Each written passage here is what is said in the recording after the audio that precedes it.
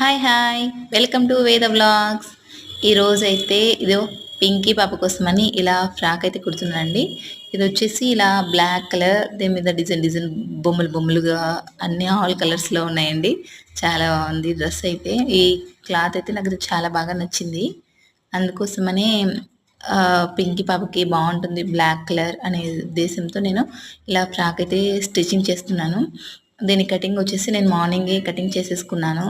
పిల్లలు స్కూల్కి వెళ్తానే కటింగ్ చేసేసుకున్న తర్వాత ఇప్పుడైతే ఇంకా ఇలా ఫ్రాక్ అయితే కుట్టేస్తున్నానండి. చాలా బాగా వచ్చింది, కటింగ్ కూడా బాగుంది. తర్వాత పింకీ పాపకి కూడా చాలా బాగా సరిపోతుంది. ఈ పీస్ వచ్చేసి జాకెట్ పీస్ అండి. ఇది ఒక జాకెట్ పీస్ వచ్చేసి పింకీ పాపకి అయితే కరెక్ట్గా సరిపోతుంది. అందుకోసమనే నేను జాకెట్ పీస్ ఉంటే పడేయకుండా ఇలా అయితే స్టిచ్చింగ్ చేశాను.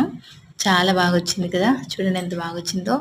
నిజంగా చాలా బాగుంది. బ్లాక్ కలర్ పింక్ ఎముక చాలా బాగుంటుంది, బొమ్మలు బొమ్మలుగా ఉంటుంది. ఈవినింగ్ టైం అలా స్కూల్ నుంచి ఇంటికి వచ్చిన తర్వాత యూనిఫామ్ చేంజ్ చేసి అలా వేయడానికి చాలా బాగుంటుంది అనేసి నేను కుట్టానండి. మరి నేను కుట్టిన ఫ్రాక్ ఎలా ఉందో కామెంట్ చేయండి ఫ్రెండ్స్.